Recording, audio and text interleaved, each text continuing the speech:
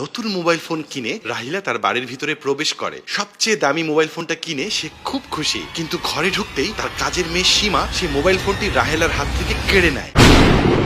এই মোবাইল ফোনটি সে দেবে না, আমার মোবাইল ফোনটা ফেরত দেন, আমার মোবাইল ফোন আপনি পাবেন না। রাহিলার মনে হয় যেন কাজের মেয়ে সীমার গায়ে সে হাত তুলবে, কিন্তু ন্যূনতম বোধটুকুর কারণে সেটা সে করতে পারে না। এই মোবাইল ফোন আমার, আমি এটা কাউকে দেব না। আমি আপনাকে রেখেছি আমার বাড়িতে কাজ করার জন্য, আর আপনি কিনা এখানে আমার বাড়িতে দাঁড়িয়ে আমার খেয়ে আমার পরে আমার জিনিস নিয়ে বলছেন এটা আপনার, আর সেটা আমাকে দেবেন না। আচ্ছা, আপনার এত সাহস কি করে হয়? সাহসের দেখেছেন কি? দাঁড়ান, আমি আমার হাজবেন্ডকে কল দিচ্ছি, সে এসে আপনার কাছ থেকে আমার মোবাইল ফোনটা নেবে আর আপনাকেও এই বাসা থেকে বের করে দেবে। আপনি যাকে ইচ্ছে ডাকেন, যা ইচ্ছে করেন, বুঝলেন? আপনি চাইলে পুলিশকেও ডাকতে পারেন, যাই করেন, আমি আপনাকে মোবাইল ফোন ফেরত দেব না, কারণ এটা আমার।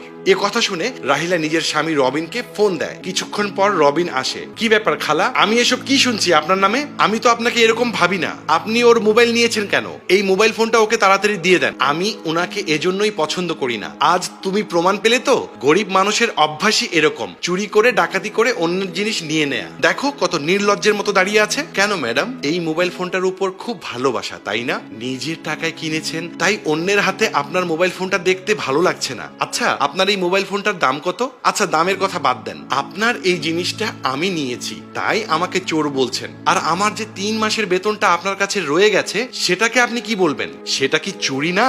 এত দামি দামি মোবাইল ফোন কিনতে তো টাকা ঠিকই থাকে, তাহলে আমার মাত্র কিছু টাকার বেতন দেবার বেলা টাকা থাকে না আপনার কাছে? এটা কেমন কথা ম্যাডাম? কি, তুমি খালাকে ওনার 3 মাসের বেতন দাওনি? কিন্তু আমি তো তোমাকে সবসময় ঠিক মতো টাকা দিয়ে রাখতাম। রাহিলার মুখ চুপসে যায়। তখন কাজের মেয়ে কাঁদতে কাঁদতে বলে, আমার উপর আমার পরিবার নির্ভর করে।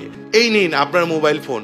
আপনার মোবাইল ফোন নিয়ে নেয়ার কোনো ইচ্ছে আমার নেই, আমি শুধু আপনাকে আমার কথাটা বোঝানোর জন্য এই মোবাইল ফোনটা নিয়েছিলাম। দেখুন, নিজের জিনিস নিজের কাছে না পেলে কেমন লাগে সেটা বোঝানোর জন্যে। তখন রাহিলা সীমার হাত ধরে বলে, আমাকে ক্ষমা করে দিন খালা, আমি আসলেই ভাবতে পারিনি আপনার সাথে আমি কত বড় অন্যায় করেছি। আর রবিন, তুমিও আমাকে ক্ষমা করে দিও। আমি এখনই খালার বেতন দিয়ে দিচ্ছি, এখানে আপনার 3 মাসের বেতন সহ আরো কিছু টাকা বোনাস আছে, আর আপনাকে আমি 5 দিনের ছুটি দিলাম। এবার মন থেকে আমাকে ক্ষমা করতে পারবেন তো খালা? কাজের মেয়ে সীমা টাকাগুলো হাতে নিয়ে স্বস্তির শ্বাস ফেলে বলে, অনেক ধন্যবাদ ম্যাডাম, আমার মনে আর কোনো রাগ কষ্ট নেই। আপনি যে আমার মতো গরিবের বেতনের গুরুত্বটা বুঝতে পেরেছেন, সেজন্য আমি অনেক খুশি। আমাদের প্রিয় নবী হযরত মুহাম্মদ সাল্লাল্লাহু আলাইহি ওয়াসাল্লাম বলেছেন, শ্রমিকের মাথার ঘাম শুকানোর আগেই তার পারিশ্রমিক পরিশোধ করতে, তাই কাজ শেষে দ্রুত পারিশ্রমিক পরিশোধ করা উচিত। মহান আল্লাহ আমাদের সবাইকে